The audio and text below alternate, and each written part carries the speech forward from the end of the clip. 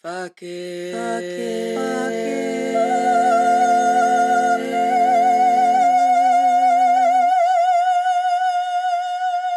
it.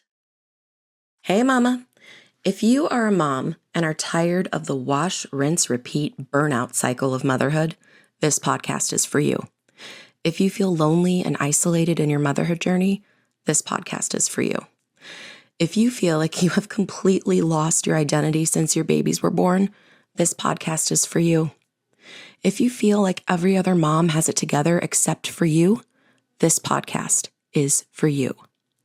My name is Amanda, and I'm a life coach dedicated to teaching every mom the tools she needs to liberate herself off the back burner. I am living proof that a woman can be present and loving to her kids while also being a whole-ass person outside of being that kid's mom. The secret? Learning when to say fuck it. Hey everyone, welcome to the second Fuck It Friday. I'm so excited for you guys to listen to this episode. It's fucking magic. So happy Samantha was able to join us. I can't wait. So I'm going to make this short. I just wanted to let you guys know that the three of us, me, Amanda, and Samantha, have decided to run a group together over the summer called Mom Summer Camp, because summertime can be kind of like a lot of togetherness. It's like, on the one hand, I'm like, yay, I don't have to do the school gig anymore and I get more time with my kids. And then they're actually home with me all day. And it's like, holy fucking shit. This is a lot. And so we have created a space where you guys can find community with other moms who get you, who are real, who aren't going to judge you for saying like, this is a lot and I kind of want to send my kids back to school immediately. No judgment. It's a no judgment zone. And you'll also get free weekly coaching calls with us. So there'll be group coaching with the three of us, the resident coaches. And there's going to be weekly themes and challenges as well that are there to help you learn how to prioritize yourself. So that way we can get through this summer, not just white knuckling it, but we can pour into ourselves, take care of ourselves, manage our stress levels, and actually, maybe like enjoy our kids a little bit. Just a little bit. As I've said, I think multiple times now, it is completely free. So really no excuse for you not to come and join us. It's going to be so much fun. We have so many wonderful things planned for you and so many wonderful people who have already joined. I'm going to put the link for that in the show notes here. So come join us. Enjoy this episode. Have a great week. All right, everybody, welcome to episode 2 of Fuck It Friday. And I'm so excited because Samantha's with us this time. She doesn't have an RV emergency. So I am Amanda Haro. I'm your host here on the Fuck It Mothering podcast every week. And these are my lovely co-hosts. I'm going to let them introduce themselves. Hi, I'm Amanda Madriz, also a mom coach. I'm super excited to be here. Yay! Hello, Samantha Trujillo, also a mom coach. Happy to be here for the first time since I missed the last one. But did you get everything figured out with your RV? Yes. It was a pain in the butt, but we got it figured out and it was a simple solution that we could have just stayed there for. Oh, what a bummer. Yeah. But now you know. Yes, now I know. Now we have the device that will fix that problem anywhere we go. And now I get to try the 2 weeks in the RV again in the future. And I brought that up specifically because I heard the last podcast and you guys talking your nonsense about my RV life. We just don't understand like how that could be fun. So, please fill us in on how being locked in an RV for 2 weeks with your children when you're potty training is fun for you. I thought about immediately when I heard that part of the podcast, I was offended. But then I was like, yeah, I guess I could see why people would be like, what is wrong with her? Like, who wants to be in an RV with 2 tiny children who are loud? But it's actually really, because it's a good sized RV. So, it's not like huge by any means. It's an RV, but it's got enough space to where we can kind of spread ourselves out a little bit, but there's less stuff everywhere all the time. Like my house always feels like there's stuff everywhere and there's always things to do. But when I'm in the RV, there's not. Right. There's not all these things to do. There's not all their stuff everywhere. Like right now she's dragging her giant toy monkey that I literally took upstairs 30 minutes ago because I was tired of looking at it, and he's back down here again. Like, that kind of stuff just doesn't happen in the RV. It's like a change of scenery, a reset on the mind. Like I don't have the regular to-do list at all. Like it's awesome. And so I love that about it. And I don't know, about 2 weeks, it was an experiment that we didn't get to take to fruition, but that's going to be the next time. We'll see how it goes. Right. But that's the plan, is 2 weeks and see how much I want to return home. We'll just call it return home. Okay. Like when you explain it that way, I can see that. Like just you don't have all of your shit with you. So therefore like the mess isn't as bad. Like the chaos of like just the mess isn't as bad. I can see that. That makes sense. Yeah. And I discovered I don't like hotels from my time in the military because I used to travel all the time. And hotels, it's like everybody has to get dressed to go get food. We have to leave the space to go get food. Like so I was like, the RV is the ideal middle ground where, yes, I still have to clean up after us, but I don't have to like, because my kids literally run around in their undies all day. It doesn't matter what I try to get them to do. So the idea of like, oh, if we're hungry, we have to put clothes on. It's a whole ordeal. Yes. So I don't have to worry about that in the RV. My little naked ninjas can stay naked all they want to. So it's like vacay mode, but with your home. Yes. So that's essentially what it is. Yeah, like a smaller version of my home, vacation mode for sure. Yeah. That's fascinating. Yeah. That is interesting. All right, maybe we were being assholes, but we just couldn't understand. Sorry.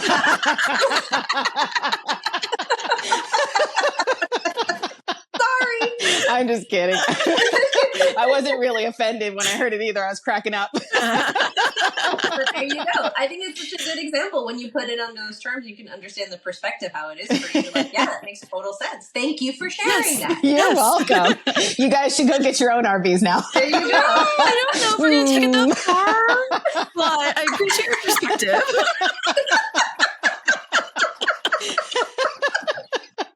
Come on. I don't know. My girls just fight like fucking the feral cats that they are. I just am not, I can't see me. I'm already kind of like, as I'm driving us to South Carolina in a couple of weeks for nationals. So I live in Wisconsin. It's a 19-hour drive and I'm doing it. And I don't know if we're going to make it, guys. We might not make it. I might only come back with a percentage of my children. I don't know what percentage, but yeah, the favorite. We'll finally see who the favorite is. Yeah, who's my favorite percentage? Drive like that? Who's the favorite? Wait, have you done a drive like that before with all of them? Okay, so last year Nationals was in Tennessee, which is a little bit closer for us. So it was a 14-hour drive. But I only took 2 children and I did it with a friend. So there was a total of 3 children in the car, but 2 adults. So it's different. So yes and no. I haven't done it with all of them. We've gone to Chicago, which is a 6-hour drive. I did that with all 4 of them in the fall. And, we did okay. We did all right. We made it. So, after 6 hours, like, what's 19 hours? Yeah. I know that math doesn't math, but I need to live in my delusion. Okay. Not mathing. Well, I did drive cross country with my 2 when we moved from California to Texas, and that's 27 hours of driving. Okay. So, how old were they? Doable. I've done it with her a couple times. The first time we did it, she was 3 months. And then I don't remember what the second time, but I guess he was about almost 1 and she was almost 3. And then, we did it again when we finally moved. That's not an easy age. No, it's not. No, he's 3 now, and it's my least favorite age. So is that the first thing we're saying fuck it to is 3-year-olds? Yes. There you go. Yes, it is absolutely my least favorite age so far. I would like to advocate for there being a toddler boarding school. Like once they turn into assholes, which is around 18 months. Like it depends on each kid, but 15 right months. there. After 15 months, I'm like, yeah. And then they can come back when we're going to 4K. Like, let's just bye-bye. All right. I'm going to go against that timeline and that wish, but it's still my least favorite age. Yes. So definitely 3-year-olds. I love you, but I really want to, in the face with my fist. Yeah. Although, like, I do appreciate that at 3, their communication skills are better, because that was such a struggle with the 2-year-olds. Like, because they want so badly to communicate. And my girls would just get so fucking frustrated so quickly. It just felt like they were constantly like erupting just because we couldn't communicate properly. If I had to pick between 2-year-olds and 3-year-olds, I'll take a 3-year-old instead of a 2-year-old. I think I would agree. But for me, that's at that stage of like 15, 18 months to 2, like 2, they start to turn. But like for me, for both kids, that age was just miserable. It was fucking miserable because they walked late too. Okay. So like they started walking at like 14 and 16 months. They had the word explosion, but they weren't communicating very well. They were dropping that second nap. Oh, like, that's such a rough transition. Oh, rough. It was rough. And they had so much energy. So you were just like chasing that suicidal toddler all over the place that didn't want to nap, that didn't know how to communicate. Like it was like both times it was awful. I hated them. And they don't listen. And that was, so you guys' 2-year-old experiences are my kids' like 3-year-old experiences. My oldest, she was a little bit later development because we had some birth trauma. So everything was kind of delayed for her. Uh-huh. And now with my now 3-year-old, he's just an a-hole. Like he was so sweet all through 2. And now everything is, going against his wishes of life, I guess. Right. Yeah. I don't know. And so everything is just this big, loud fuss. And I'm just like, I can't take it, Eddie. You gotta stop. You gotta stop, please. Please. But like he was pretty chill for 2. Yeah. Yeah. Toddlers are assholes. That was actually a piece of advice I gave to one of my best friends when she was pregnant, because I already had all 4 of my kids. And I was just like, toddlers are assholes. Just accept literally it right now. Googled that at one point. I said, are they all? And I wrote that in Google. Yes. The answer is yes. So many answers at the top were agreeing. Yes, they are. Toddlers are horrible assholes. You know what's really hard for me to deal with lately is like this idea of, and I haven't been able to properly communicate this in a way that feels like safe to post, but like this, but you I'm know, so intrigued. They're but this idea that the kids are like going through it and they're human beings, and so you have to understand and like be able, not gentle parenting, but conscious parenting in the sense of understanding that they're having trouble, they're allowed to have trouble, and you obviously want to be there for them as they're going through these kinds of turmoil in their development. And like, yes, but at what point do you start to just be like, but I'm being abused as a human being and I need to protect myself also?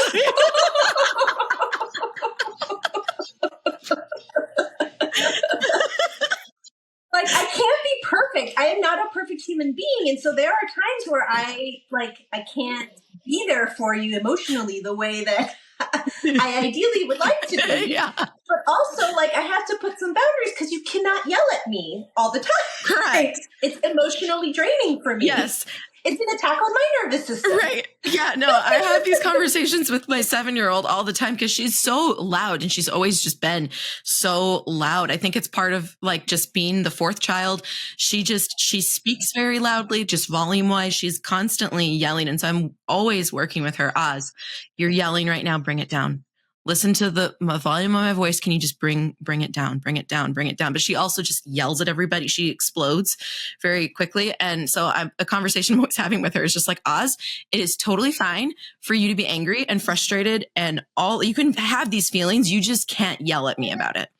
Like they can't do that.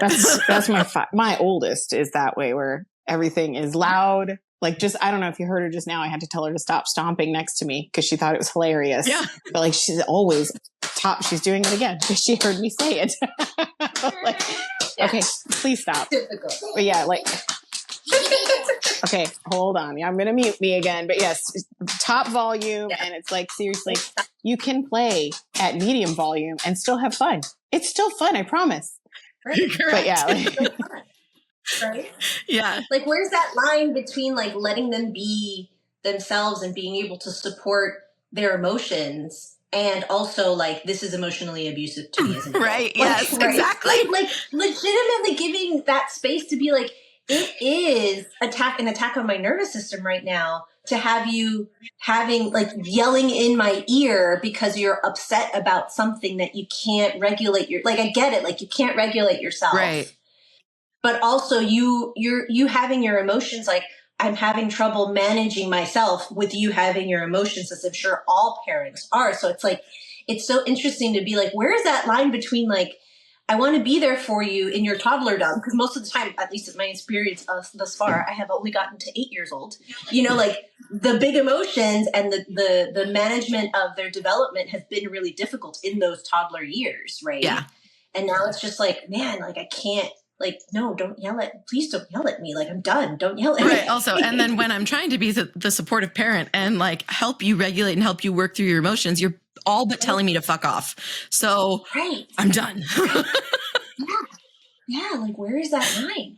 I don't know. Whoever finds it, like, let us all know. Like, whoever gets there first, you need to come back and let us know where the line is. I don't think there is a line. I think it's just, for me, I literally tell them, I'm like, mommy needs a minute. I need you to go away.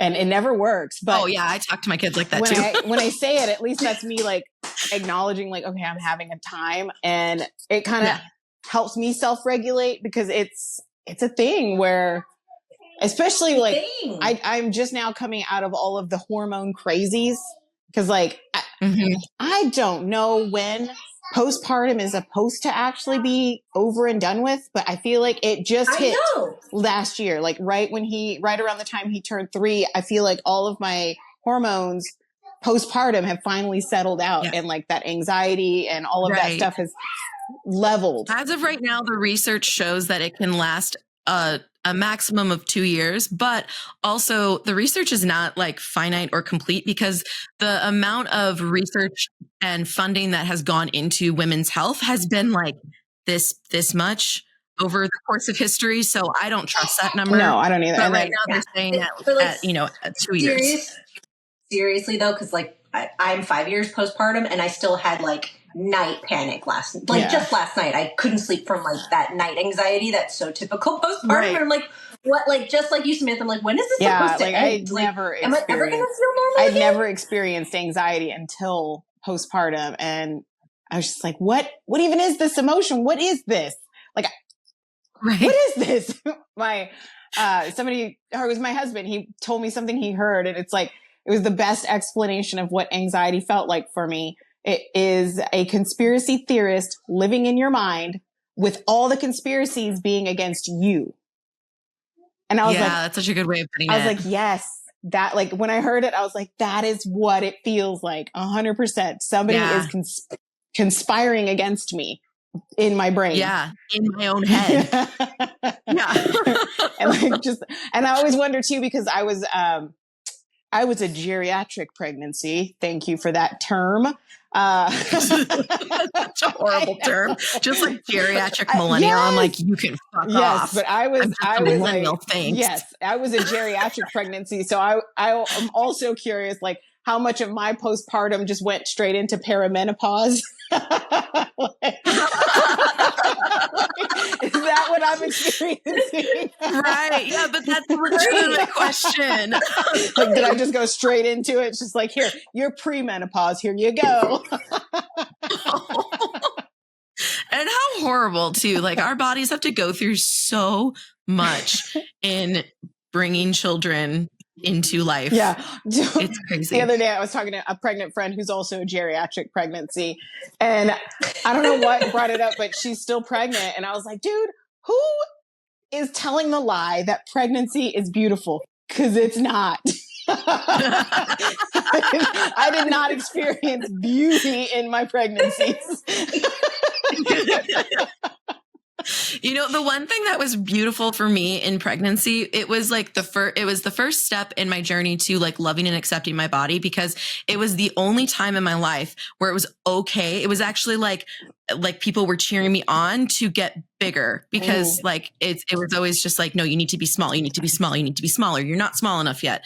And pregnancy was the one time where it was okay for me to eat. It was okay for me to get bigger. And the bigger I got, like the more beautiful I got.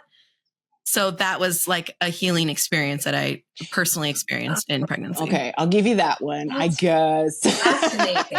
I guess so I'll give you that. And that's so good for other mamas to hear too, right? Like, I did not feel that way during my pregnancy, but I love that. I love that. I've never heard anybody share it that way. So that's awesome. I love that experience for you. Oh, maybe I should do a post about that. Yeah. I don't know. That was just my experience. And it was just like freeing.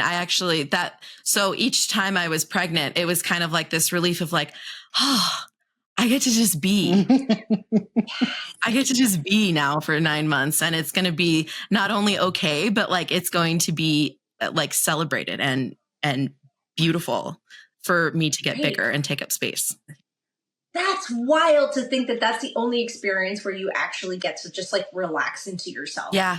Isn't that crazy? Yeah. That's crazy. Yeah. But then the moment the baby's out, it's like, okay, you're too big. You need to get smaller. Get small again. Nope. Smaller. Right? Yeah. Oh, that's fucked up. It is fucked up. So fuck it to that. Fuck it to that. Amanda, what are you saying fuck it to this month? It has, I'm just going to refer to this week. I don't know what happened this week. It has been an exhausting week. And I was like joking with my sister.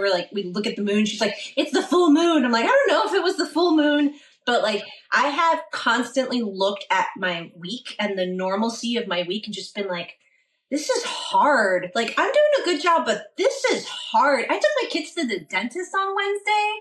Like I was sitting there thinking to I'm like, my husband would be dying right now. And here I am with both of my kids at the dentist. They're in different rooms, in different chairs, 5 and 8-year-old. It's not an easy experience. No. They both had to get x-rays and cleanings. And then they both had to sit and wait for the dentist to come and like examine them. I was like, this is not like, I'm doing it and I'm managing it really well. But like, I could see that it's not an easy experience. And my whole week has just been like that, just being like, here's the night shift. I'm like, oh, this is hard. Or like getting up in the morning to like make lunches and make breakfast. And I'm like, fuck, man, like this is just, just speaking like very neutrally like this. I've just been like seeing how hard this week is. And I guess, who knows, like maybe I'm just fighting something like a cold or something and I'm just tired. But man, like being a mom is not easy. It really is not easy. And we were badasses about it. But this week has not been a like, yay, go me. This week has just been like, okay, I'm doing it. But fuck, this is really I'm just gonna throw it out there. Taking 2 kids to the dentist, that's not a normal week at all. No. Not a normal week. So yeah, no duh, you're feeling terrible. Right? The funny part is that it is so normal. Like, again, just like I'm a badass and I recognize that I'm a badass. Like I'm not in that space of being like, I'm not handling it well. Like I actually see that I handled it really well. I didn't even tell my husband that they had a dentist appointment. I just took them. Mm-hmm. But then I was sitting there being like, oh my God, this is, like, I'm managing right now, but like taking 2 kids to a doctor's appointment is not easy. It is not easy. No, it's not, especially when they're in 2 separate rooms like that. They're in 2 separate rooms. Mm-mm. Yeah. And across the office, because they set up, like, they have like a main space with like 6 chairs that all the kids get cleanings in. Mm-hmm. When they do that, it's a little bit more manageable, but it was full. And so I had 1 kid in 1 chair, and then they didn't have space. So they put my other kid across the office on the other side. And I literally had to walk back and forth to keep checking on them to make sure that, because these doctor's appointments for the kids is like, it is nerve wracking. Like I have to make sure that everybody's okay. I can't just like leave my 5-year-old getting a cleaning by herself with this lady that she doesn't know. Right. Like, and it was just one of those like, oh, okay, I'm doing it. Yeah. But like, I'm not pretending like this is easy. Like I definitely felt the hard. No, I do for sure. I do one at a time specifically to not have to manage 2 emotions at the same time. And mine. So 3. You're smarter than me. No, I always like to bang it out. Like it is hard to manage like the 4 of them all at once, but I much prefer that than having to go back 4 times, because like my time is my most valuable asset. Like being a single mom, their dad is in their lives. I still do I do the brunts. I do. It's fine. And it's fine. It's fine. It's fine. But I want to just go once. So yeah, but it's hard learning how to manage it in the moment. I think I've just got a little bit just used to it, a little bit numb to it. But I remember like doing it when they were younger and being like, this fucking sucks. This is why we don't go to the dentist all the time, because I don't want to do this. Yeah, if I'm being honest, I haven't taken them to the dentist in, how old is my son? 3? So 3 years. Yeah, you know what? My kids hadn't been to the dentist for think Ozzy was 2, she's 7, because the school has like this program where the dentist will come to the school like 2 times in the school year. And they do the cleanings and like the fluoride treatments there. So I signed them up for crazy. Yeah. So I signed them up for that. And then, but they're not getting the x-rays. So the reason why we went to the dentist very recently, because they could see in my daughter Laurelyn's mouth, like with their just eyes, that she had a cavity. And I was like, if there's one that's big enough where you could see it with your naked eye, like we need x-rays. So she had 6 cavities. Whoops. But she wasn't in pain, and luckily they're all in baby teeth, but they're in molars. So we had to get them filled, because she's still going to have them for a couple of years. But we kind of get a redo, right? Because they were in baby teeth. I have to step off. Somebody's on the potty. I'll be right back. Okay. Yeah, go for it. Yeah. It's funny though, because like when my parents are both Venezuelan, and I don't think it's like a Hispanic trait to like consistently go to the dentist. Like they just don't. Okay. And so I never went to the dentist growing up. And when I was 18, I had 11 cavities that I had to get filled. Oh, wow. 11 or 14. It was some ridiculous number. And so that was really traumatic for me to be like, man, my parents never took care of me enough to avoid the situation that now as an adult I have to pay for, I have to manage myself for. So I'm like super like, we're going to the dentist every 6 months. Like, yeah, no, I get that. That makes sense. And it's still just like, it's hard, man. It's not. So fuck that this week. Like, yeah, no, I feel that. Just fuck all the doctor's appointments in general. Like we went through a period of, actually, I feel like it was like a month where like we had all these extra appointments, like the dentist appointments. And then Ozzy, my 7-year-old, she didn't have any cavities, but she needs braces, because she has I forget if it's an overbite or an underbite. Her bottom teeth are over her top teeth.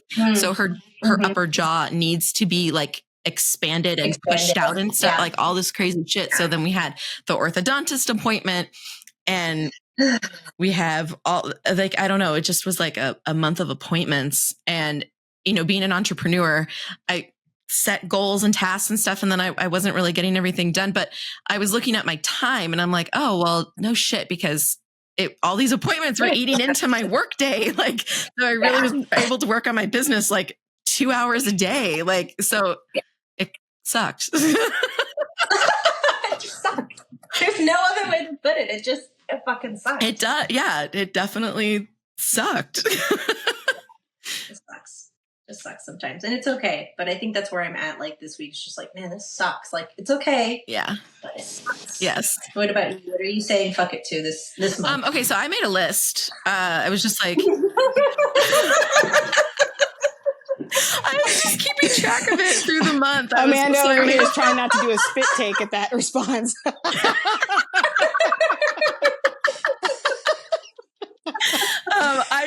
I was like, I want to make a list. I had a Google Keep note that I just was writing random things throughout the month. So the first thing on here was white costumes for dance. I'm so fucking sick of them picking white costumes for dance. I am done with it. I know it looks great on stage. I don't give a shit. I have gone through the litany. My oldest had a pure white tap dress, last year, bane of my existence. Bane of my fucking existence. I have like the sweat marks, and then we got a ink stain on it somehow. I tried everything. I did hydrogen peroxide. I bleached it. I did OxyClean. I took it to the dry cleaners, and it was still like it got smaller, but it was still there. And I finally had to buy white fabric paint and just paint over the goddamn thing. So I would like to say fuck it to white costumes for dance. I'm over it. Continue. You said you had a list. I have a comment for that. It's like, okay. Yeah. Okay, so that's item number 1. Item 2 that I'm bringing to the jury is being in charge of our kids' bodies. Like, I don't know why your stomach hurts. I don't know what I'm supposed to do about it. Like, they just come to me about everything, every little thing that they feel in their body that is not perfectly normal. Like, my toe hurts. My fingernail feels funny. Like, what the fuck am I supposed to do about that? I'm trying to figure out my own body. Like, I can't figure out your body too. Sometimes it just sucks being in these fucking meat suits. I don't know what to tell you, kid. This idea that like the parents have all the answers too. Yeah. Like I don't. Sorry. And Ozzy gets so mad at me. She'll just be like, Mom, you're not doing anything about it. And my oldest AON, she's 13. So it gives me like some hope, because she used to be the irrational 7-year-old yelling at me that I wasn't doing anything. But she piped in and she's like, Oz, what is she supposed to do about it? Like, your stomach hurts. It's just going to get better, or it's not. Like, what do you want her to do?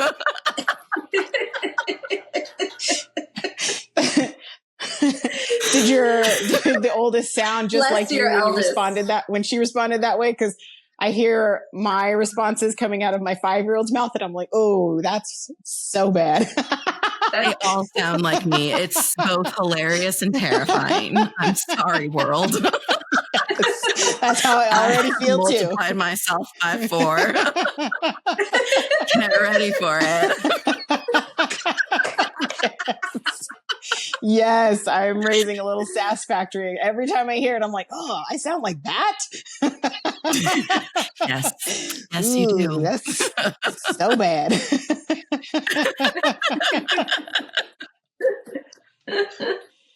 All right, what's next on the list then?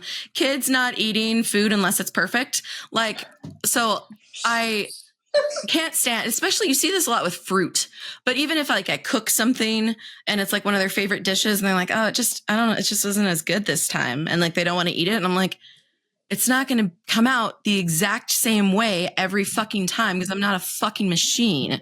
But like fruit. So if the pineapple has to be like the perfect amount of juicy, sweet with just a hint of sour, or she's not eating it.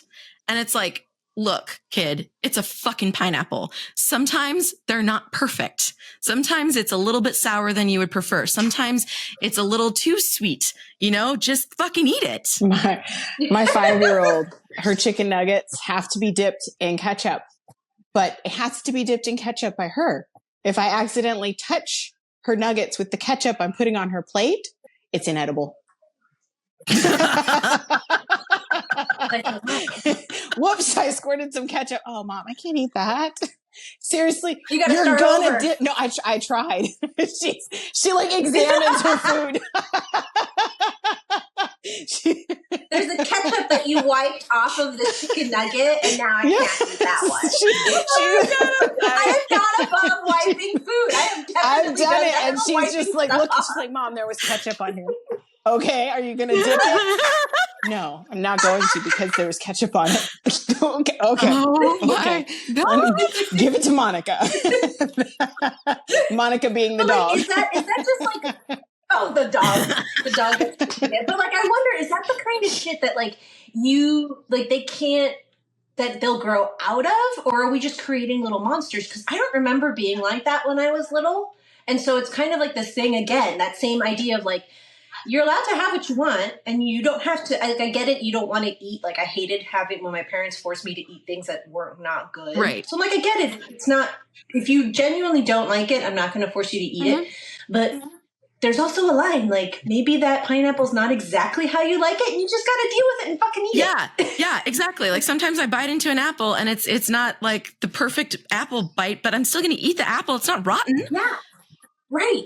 You know? Right. Like, how like, that's a good question. Like, how do we teach them to just like fucking eat the apple? Yeah, I have Like, no it's not a big idea. deal. I think it just comes with time. Yeah, And like I when don't they think- are in charge of feeding themselves and buying the food themselves, then they'll stop being such fucking picky assholes. Yeah, I don't think we're raising little monsters. I think, because I was thinking about that earlier today, this idea of like how I am actively trying to go against some of the things that I just didn't like from my childhood with my parents. And so I actively try to go against it. But then sometimes it's just like, I hit my limit and I'm like, okay, then you just don't get to have that thing or whatever. Like last night, my 5-year-old again, she was very tired apparently, but my husband after dinner, he's like wanted to surprise them with a little scoop of ice cream. And she didn't get her ice cream on a cone like she was expecting. And so she started throwing a fit. And I said, okay, then you just don't get to have the ice cream until you appreciate that daddy was trying to do something nice for you. And she just refused to appreciate it. And so she didn't get any damn ice cream. but like, that's where like, I'm kind of just finding my balance where I'm not going to force her to eat it. It's like, okay, fine. If you don't want to eat it, just leave it there. It's fine. It's a nugget. If you want to cut that bit of nugget that has a ketchup drip on it, just because you want to dip it yourself, fine, do that. But like, no, it's contaminated the whole nugget. The whole That's nugget's not how ruined, germs Mom. work, Mom. Ruined.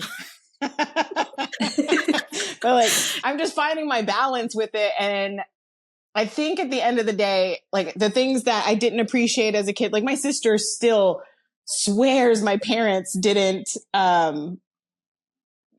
like force fed her basically. And like, I see her as a full on adult feeling that way. And I'm like, I don't want them to feel that way. So I'm going to give them that control of their life. Like they get that control. Like you don't want to eat that, fine, don't eat it, but I'm not getting you nothing else. Yeah, no, exactly. Yes. Like my Nana, her rule when her kids were growing up, and she said it to me too, and I was a kid, was komi caca. Like if you don't like what I eat, then komi caca. You can go eat shit. I don't give a shit. Like I don't care. This is what's for dinner. And so I definitely have like embraced the komi caca rule. It's like, this is what's for dinner. If you don't want to eat it, like that's on you, but I don't know what you're going to eat. Yeah. Right. I guess the other thing too is like they're also like I guess that falls back on us to like teach them like this is not a big problem. You're making it seem like it's a big problem, but I'm gonna give you a little perspective and let you know that this is actually not a big problem. Yeah, that's how like last night with the whole ice cream debacle. It was just like once she kind of calmed down and could hear me, it was just like, okay, so I want you to understand that you looked at that ice cream and you missed out on the goodness of the ice cream all because you focused on the badness of not having it in a cone. Oh, so good. So that was where we kind of went there, and she still refused to say thanks to daddy. And then she fell asleep on accident. So I had to wake her up because I wasn't trying to stay up till midnight. Wake up, kid. Yeah. When she wakes up, she's like, Mom, I'm hungry. I said, okay, well, let's get you something else for dinner. Cause they are going through growth spurts. So they're always hungry. She's like, wait. I didn't get my ice cream. I said, it's too late. Daddy went to sleep because he has to go to work and you didn't say thanks. So that was that. We'll see what it turns into. Lesson learned. That train has left the station. Ice cream's gone, buddy. Yep. But like, it's just one of those things where it's like, okay, what would help me in this moment when I was a kid? What did I hate about these kinds of moments? And then just doing a little mixture of both. Yeah. Again. Fuck that. That is hard. It is. That is not an easy thing. It is. To manage. I really, really just want to tell her to be quiet, knock it off. Nobody cares. But I don't. That's what I want to say. For you. Yeah. I don't care that you didn't get a cone. Now you're not getting ice cream, and that's that. I want to say that to her, but I also know that I hated when things like that were said to me. So it's like, where's my happy medium? Like, let her scream about it. When she calms down, we'll talk about it. The actual lesson here. And not that I'm annoyed and I don't care that you're upset about ice cream. Because it's not a big fucking deal. You don't come in with the line that we always got when we were kids of like, there are children starving in other countries. Like, as if that's relevant I to do my a life right version of now. that. I don't It's care. not about the kids in the other country because that always just annoyed me. I'm like, we're wasting food here. Right, So yeah. now she tells her brother, Eddie, you're wasting food. Her full on plate of food that is being wasted, being ignored, so she can teach the lesson.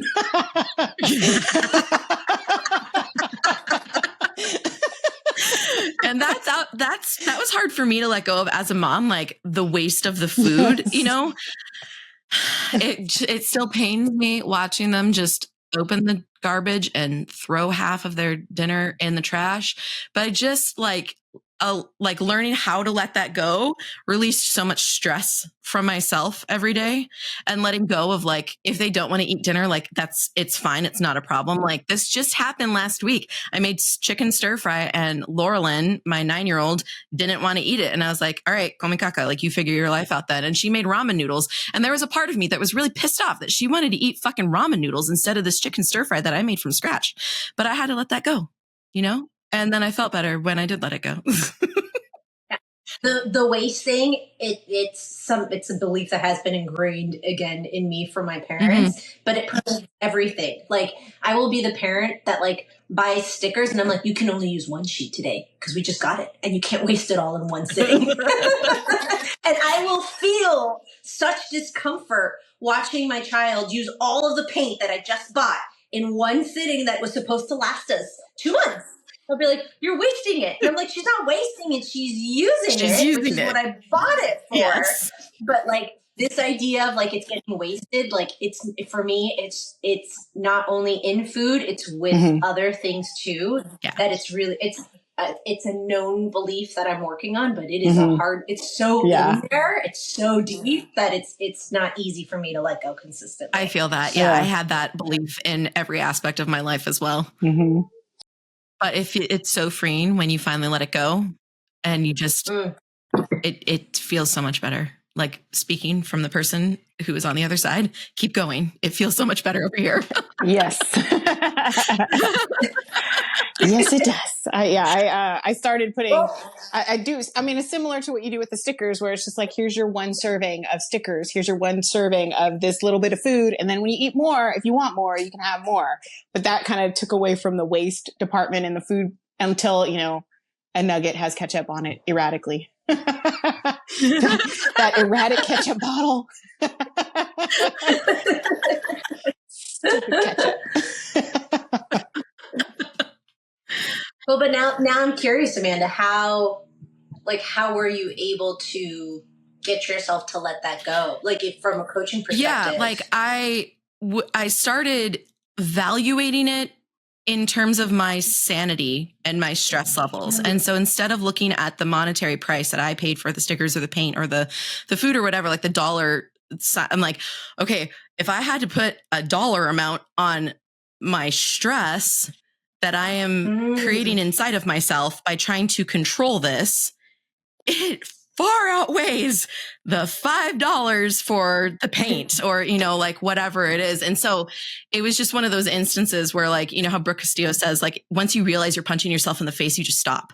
Like, I just stopped because I was like, wait, I can actually let go of this stress right now if I just let go of this bullshit belief. If I just let them.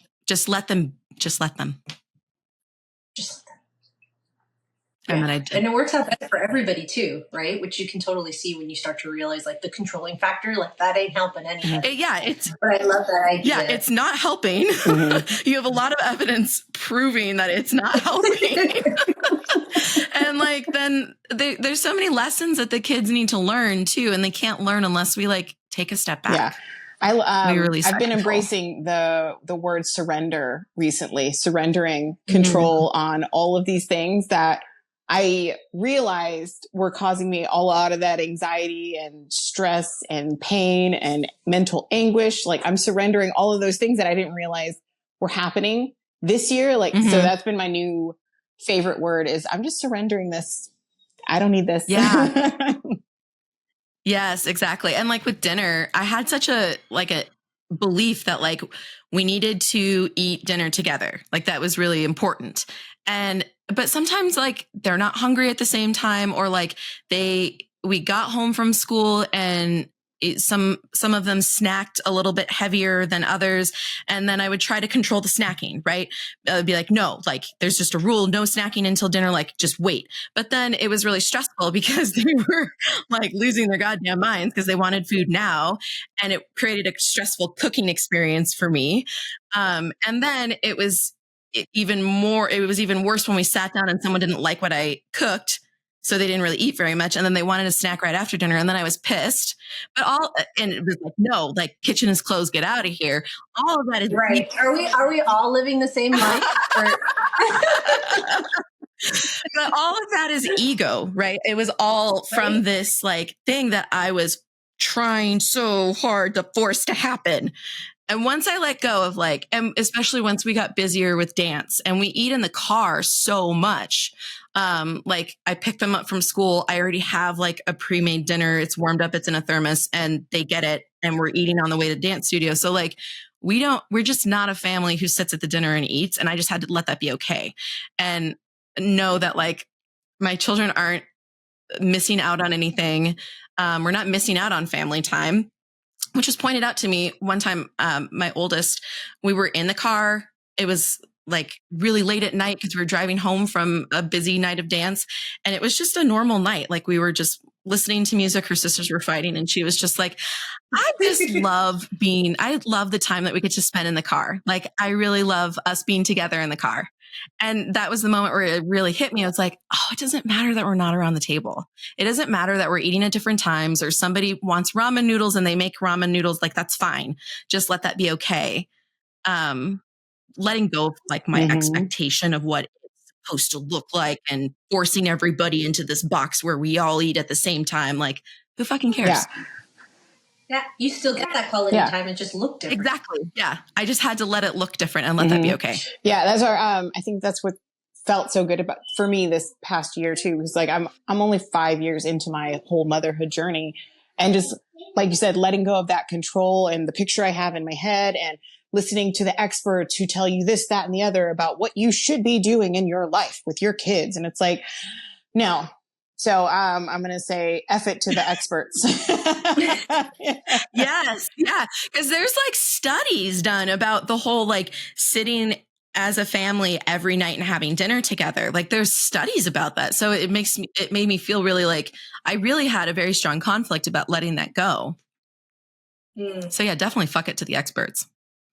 Yeah, fuck it to the experts. But I also realize like so much of that also has to deal with like, it's so hard to be able to let those things go because we cling to that when we're so exhausted. Because it makes us feel okay, but it's just it's a false sense of security. You're not actually okay. You're not.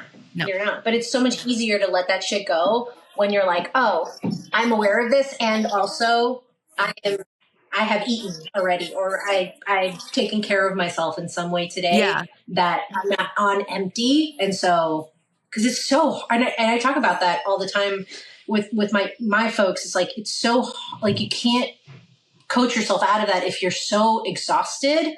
Like if you're on empty, you're not going to be able to let that shit go. It's going to be impossible. It's just like, I mean, just try thinking about like the time when you tried to talk to your kids like rationally when they were super tired. It didn't go well. Like you're not coachable. You can't rationalize when you're exhausted. Yeah, nothing's going to make sense when you're exhausted. No. Doesn't matter how much coaching. And if you need another example through. of this, just go try to rationalize with your kid. Wait until they're really tired and go try and rationalize with them. Why would you ever tell anybody to do that? That is the worst. In case they need a reminder of how horrible and what a bad idea it is. Go do it. Yeah, just go try that. See how it goes. Give your kid a life lesson tonight when they're super exhausted. Yeah. Good luck. Yeah. Right. Have fun with that. Let me know how it goes. Tell them to let that shit go when they're tired. I mean, really, literally, that was the ice cream thing. Okay. It's exactly, you're absolutely right, Samantha. There you go. Just don't even try. And because literally all she had to do was say thank you or go give daddy a hug. I said, go give him a big thank you hug. And she couldn't even bring herself to do that because the brain was not online. No. Doesn't matter how much it actually makes sense. It's not happening. Yeah. No, it doesn't matter. There you go. Case in point, right? The ice cream situation. There you go. It's too much. It's too much. I think I've had enough. Yeah. Yep. I don't blame you. What are I'm curious because you two have, a boy and a girl. Obviously, I just have all girls. I only know the female side. What is the difference between like the emotionality? Not that that's a word, but like between the two sexes. I think for me, I also don't necessarily, I have a very sensitive boy who is more, I hate to use this word, but he's just more of a people pleaser. And so he's easier to manage emotionally because I can have conversations with him and he understands how someone else is feeling or he understands how I'm feeling and he can, like, a hug will work. My 5-year-old is spicy, as I've heard the term. And she gets into irrational places a lot and she's all feminine energy. And so if I come at her with something and I'm tired, like, she will immediately be like, no. And I'll be like, oh no, we're here again. And so she's really hard to parent because with her, I have to let go a lot and she doesn't make sense to me. My son 100% makes sense to me. And so I know exactly, for the most part, up until now, like, he's very much like me. And so I know how he functions on the inside enough to be able to parent him. Okay. So for me, my son is actually a lot easier than my daughter. Okay. And that's been my experience as well. Like, my son it's almost like he's a little bit more logical. He's 3. And so there's very little logic happening. But when I'm trying to explain something to him about how the world works or whatever, he grasps it a lot easier than my older 5-year-old girl who, will, like, she's the one, like, she's the little emotional terrorist. That's like, 100%. She'll come up to me and say, oh, Mom, this thing is so cool. And I'm like, did you want it? Is that what you're trying to ask me? Like, what are you telling me this for? Like, she tries to, like, manipulate me already. And I'm like, seriously, please stop. I hadn't thought about that, but thank God, out of all of the traits that are difficult with and this is one of those, like, she's going to rule the world. So I just have to survive until she's 12 and then I'll just let her run free in the wild. But like,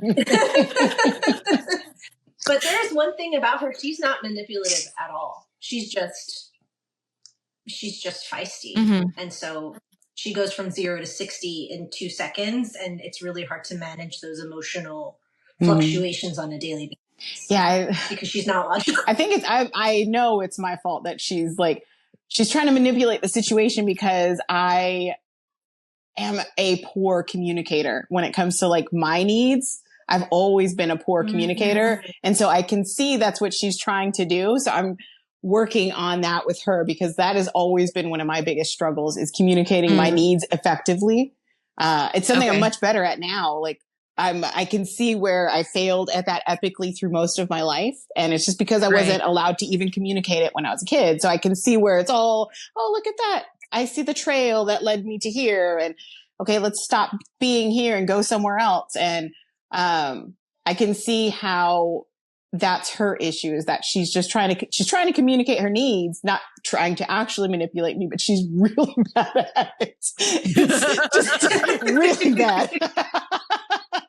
But that's really important that you recognize that, because I think it could be easy to, like, see a trait like that in your child and get scared and then try to squash it out of them as fast as possible because you're scared that your kid is becoming a manipulative person. And then all you do is just feed the beast. Right. For sure. Yeah. And I think that's been one of the biggest game changers for me when it came to, cause, like, my whole life, never have I felt so emotionally dumb until becoming a mom.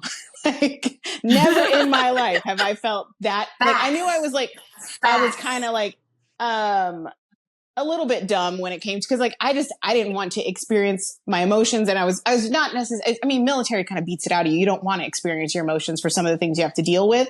But, like, when I became a mom, it's just like, wow, I am so bad at emotions. I knew I was bad, but come on. But I am actually woefully underqualified for this part of the job. Good Lord, I was not ready. Yeah, it's a whole like thing. It's a whole new learning arena, even if you are someone who like is in tune with themselves, because it's all just so triggering, and you're running on empty all the time. And so, just like we were talking about a moment ago about being tired, and it heightens all your emotional experience. Yes. Great. Or being perimenopause and hormonal. Yeah. There you go. For years. Yes. God damn. For years. Yeah. No, when I heard that thing about how it takes like 2 years for your hormones to regulate after giving birth, I actually like had so much appreciation and love for myself, because I was pregnant. I was pregnant again with the next one when one of them was they were one. So like I never even gave my body enough time to regulate before we were going right back up again, and then doing it again, and then doing it again. And I was like, it's a miracle I survived. And I really let that like settle in, and like had a good cry about it, because I was like, holy shit, that could have killed me. Right.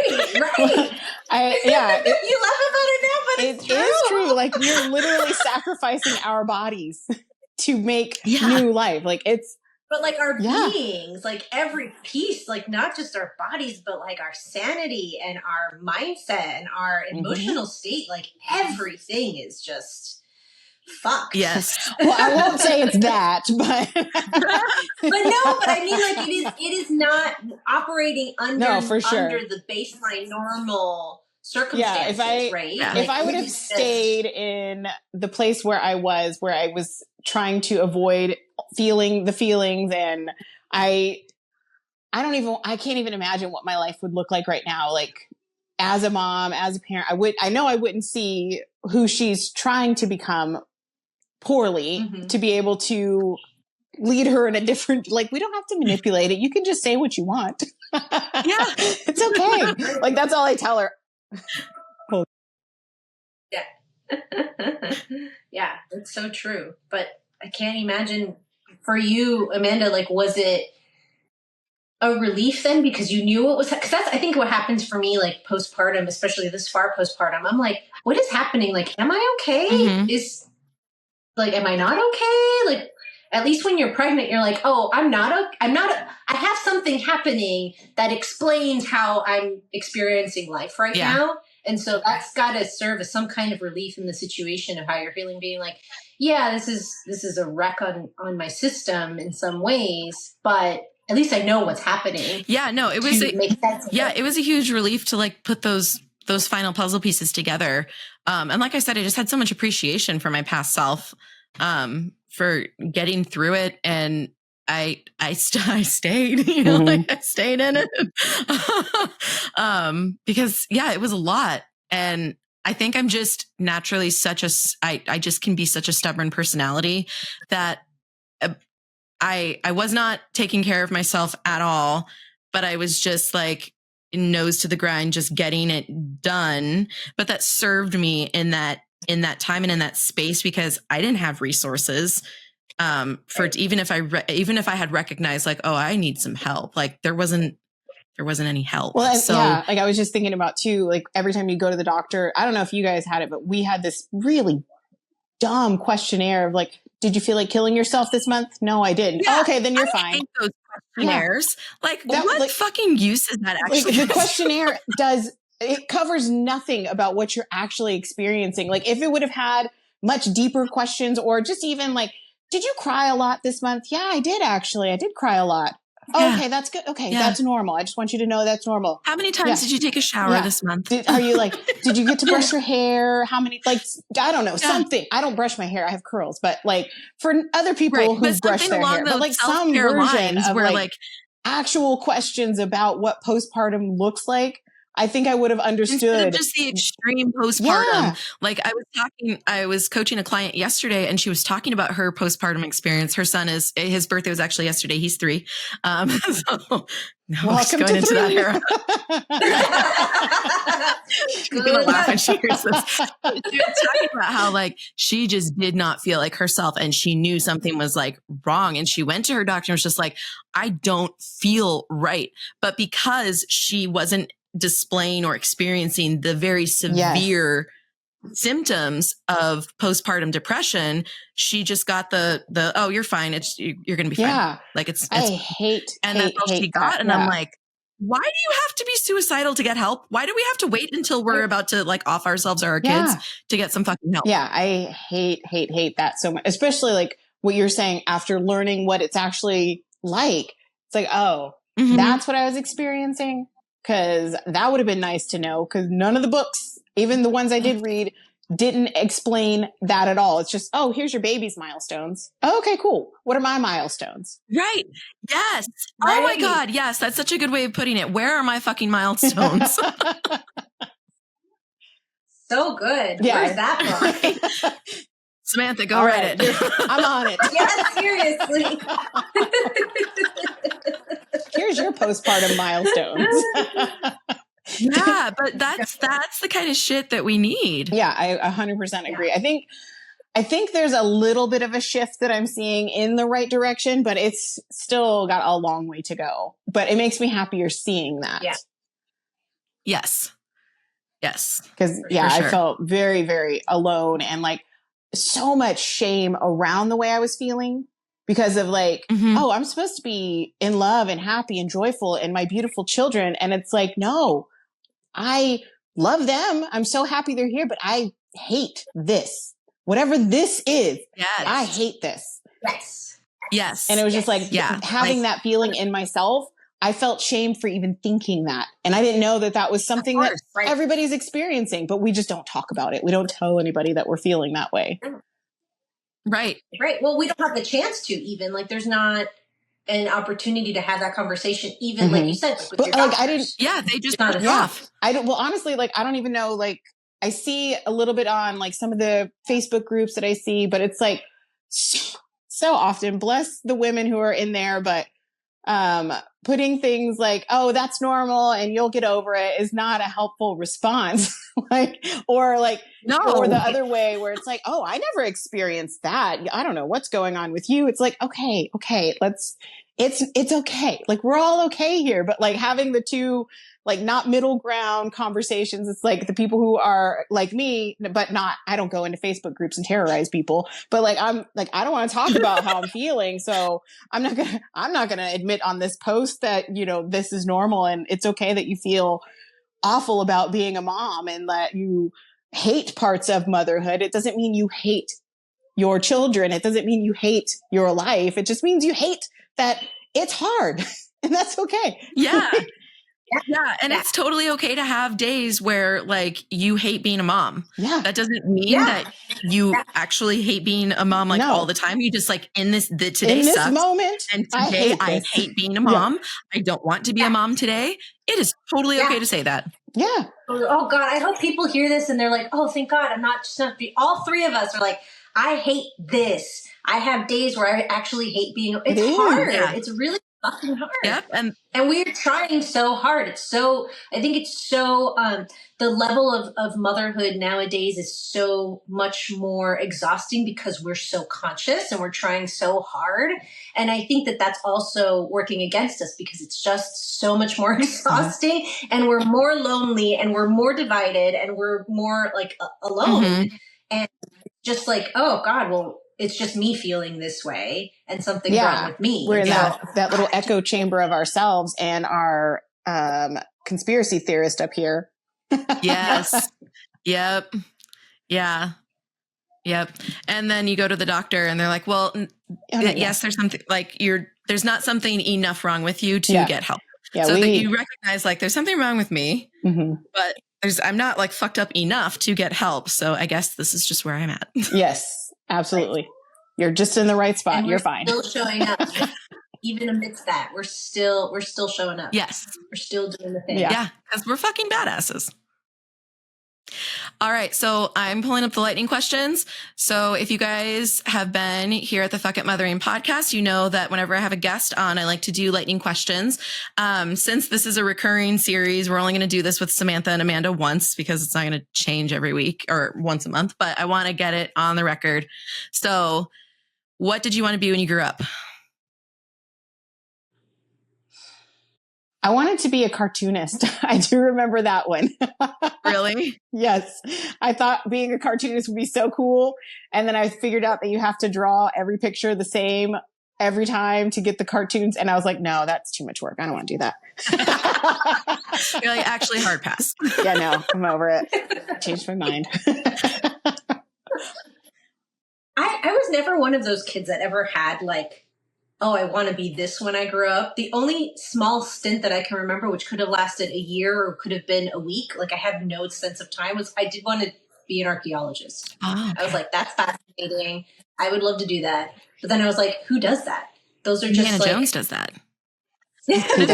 Female Indiana Jones. You missed it. God. Way to go, Amanda. What was it? Wasn't it Tomb Raider girl too? Laura Croft, isn't she an archaeologist? Yeah. But don't archaeology in that outfit. Come on, guys. Oh, so impractical. God, it's so fucking ridiculous. Yeah, let's have her tits like all the way up here in an uncomfortable Wonder bra and exposed, and her ass is hanging out too. Oh, I never understood that outfit. It's ridiculous. So I wanted to be a Spice Girl. Obviously, nice. Very practical.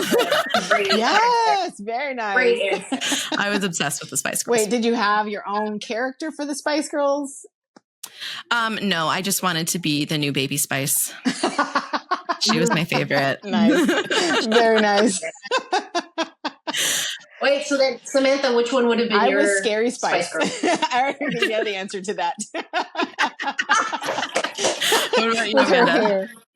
I would have been Posh Spice, hands down. Nice. For animal. So we only need to find two more. We just need to find a ginger and a sporty, guys, and we can be the Spice Girls. Yes. Okay, next question. What is your favorite kid-free dinner? So if you are picking dinner and no picky eaters are allowed to bitch, moan, or complain, what are we having for dinner? Sushi. Nice. Same. But like, am I making it or am I buying it? That's oh no. Yeah. Like this. Right. Sushi. Yeah. Hands down. Okay. Mine is the carnita tacos from Azul Tequila, which is a Mexican restaurant over here, because they're just the best. It's the best carnitas. What is your favorite book? Wuthering Heights. That one was mine. Yeah, I don't you guys are going to be like, I can't believe I don't really read. Amanda's an uncultured sod who doesn't read. 100%. That's totally fine. That's fine. Not everybody reads. I mean, I don't understand it, but it's fine. I accept you. I love you for who you are. I know. I wish, but I've tried to. It's just, it's not your thing. It's not. Are you an audiobook person? Or not even that? No. Okay. That's fine. I'm a huge music lover. So that's my thing. Okay. So who's your favorite artist? Or what album are you obsessed with right now? Jungle's Volcano album. Okay. I know neither of the things she just mentioned. I like listening to music, but I am by no means an audiophile. I think that's the word.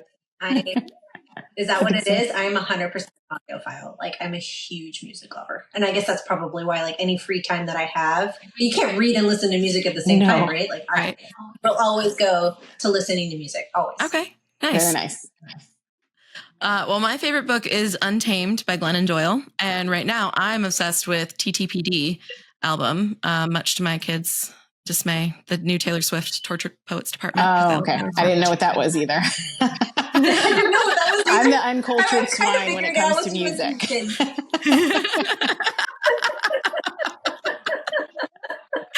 Although, does Taylor Swift count as culture? Yes, she does. She absolutely does. I could go on a rant, you guys. I won't. I will control myself. But she has redefined what it means to be a musician so many times. She is a legend, like in the making. And we get to watch it in like, it's not even like a legend we're like reading about from before. Like, she's amazing. I love her. May she break all records and continue to live in her zone of genius. What is your guilty pleasure entertainment? I watch The Office several times a year. Nice. I love The Office. I don't know. You're going to laugh. My guilty pleasure entertainment is listening to Doja Cat. I love Doja Cat. I don't know what Doja Cat is either. She's fantastic. God damn it, Samantha. I'm so sorry. To music. So Ozzy, my 7-year-old, this is her first year of competitive dance. And so she just did like the groups. Next year, she's like, I want to do a solo. And I was like, okay, what kind of style do you want? Sassy. And she's like, and I want my song to be Paint the Town Red. And I'm like, yeah, because every 7-year-old has a jazz solo to paint the town red. I love her. I've been trying to picture how that choreography would even go as a jazz solo. I know. I don't know. It would be amazing. I mean, she's not going to do it because it's highly inappropriate, but it made me laugh so hard that was her choice. I still think you should get her practicing it at home. I don't know what the song is, but just for the recording evidence. Yeah. I'll put Aowen on choreographing a mini solo to Paint the Town Red for Oz, and I'll post it all over the internet. She'll become an internet sensation overnight. There you go. My guilty pleasure entertainment is watching children fall. It's so funny. So funny every time. I'm a fan of people falling in general, but yes, my son falls all the time. It's so funny. I saw a kid fall out of the bus. It's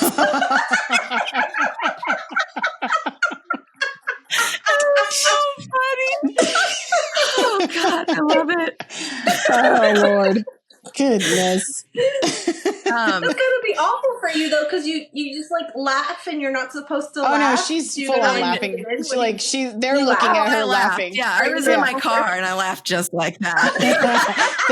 The mom is over there like, I see her laughing at my child. I don't care. It's fine. You're not my person. We don't get each other, and that's fine. Because if it was my kid, I would also laugh. Yes. Sometimes I have to stifle my laughter to be like, are you okay? She does it a lot when she has the perfect imitation of it.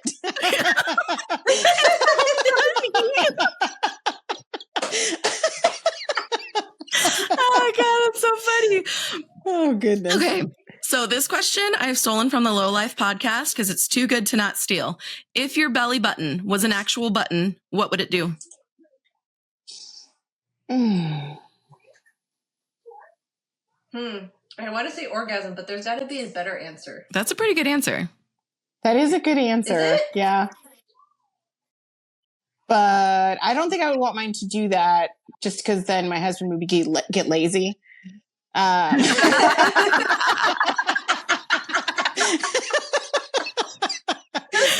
But you know what? If my belly button could do anything, it would be put the world on pause for a second so I could catch my breath. That's what I wouldn't want it to do right so now. is it like Professor X status in the X-Men where no, I don't need the whole world. I don't need paused. the whole world to go on pause, but just maybe just within my household. But are they literally pausing in motion? Oh, yeah, for sure.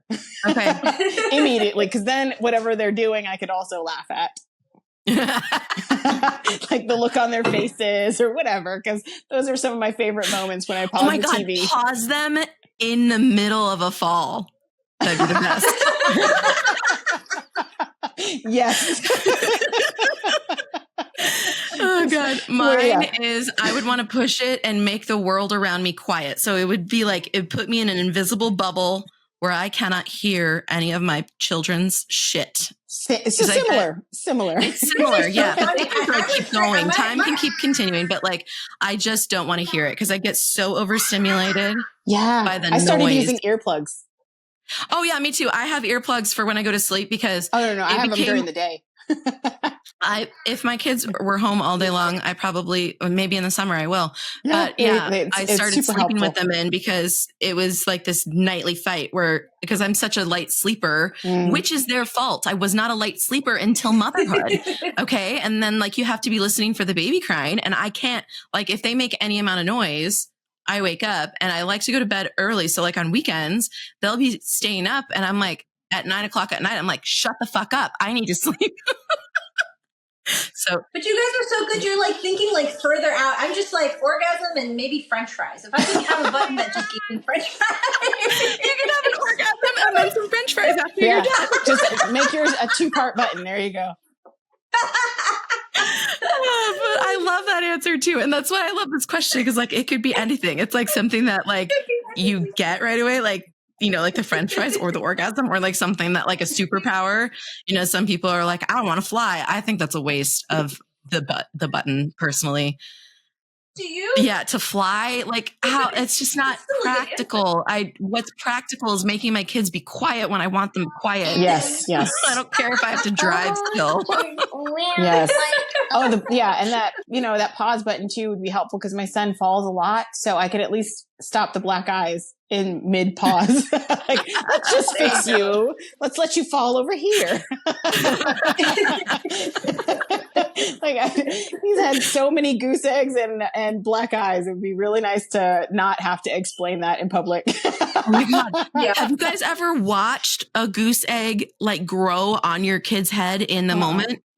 Oh God. Yes. Ozzy ran in head first into the edge of a wooden bench, and I watched it grow, this like unicorn horn grow out of her forehead. Really? And I was freaking out. I was like, oh my God, what the fuck? But then also trying to like keep myself calm so she could calm down.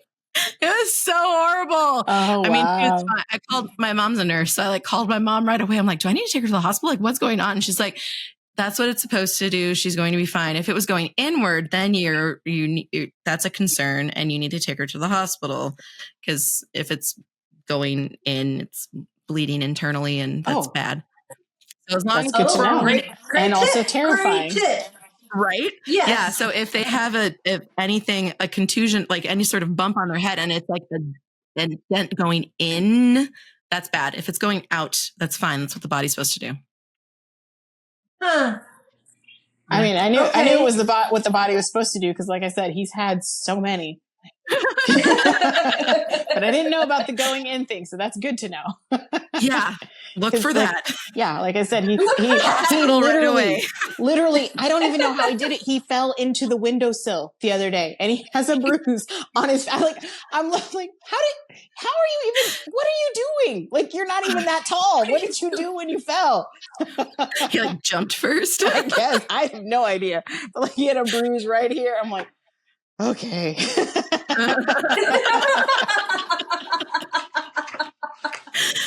All right. Well, the last one is irrelevant because that's what this whole like podcast is about. My last question that I ask guests is, what's one thing in motherhood you'd like to say fuck it to? But that's what this entire series is about. What is that? What I just heard? Huh? Did I just hear? Can she hear us? She could for a second, but she said, I told her I don't want her on camera. Oh. She said, why don't you want us on camera? I said, because I don't. Get out of here. From my, like what I heard was, I want to say fuck it. And I was like, no. God, did she hear us? No. No, she can't. I mean, she would say that 100%, repeat it, but the 3-year-old's the repeater more often than not, though. Yeah, it's that age, learning all the words, all the new words. All the words. All right. Thank you so much for being with us, you guys. And we'll see you whatever the first Friday of July is. I don't know what it is, but we'll see you the next first Friday of the next month. Are you living your one wild life to the fullest? You're not? Why the fuck not? What are you waiting for? The time to live is now, mama. Do not wait until your youngest is in college. Let your dreams hire me for an hour so I can explain how I can help you achieve any goal in your life. You've put yourself off long enough. It's time to pour into you. The link to schedule your 60-minute complimentary consultation is in my show notes. Join the community of Fuck It Moms by following me on Instagram and Facebook at Fuck It Mothering. That's fuck without the U. So FCK It Mothering. Make sure you subscribe to my channel so you never miss your weekly encouragement. And please rate, review, comment, and share. All of these things help with the algorithms, so that way when other overwhelmed moms are looking for encouragement, they can find me. Every month, I give away one of my favorite books and a Starbucks card to a lucky winner. All you have to do to enter is write a review or tag me in social media when you share an episode. See you next Sunday, gorgeous.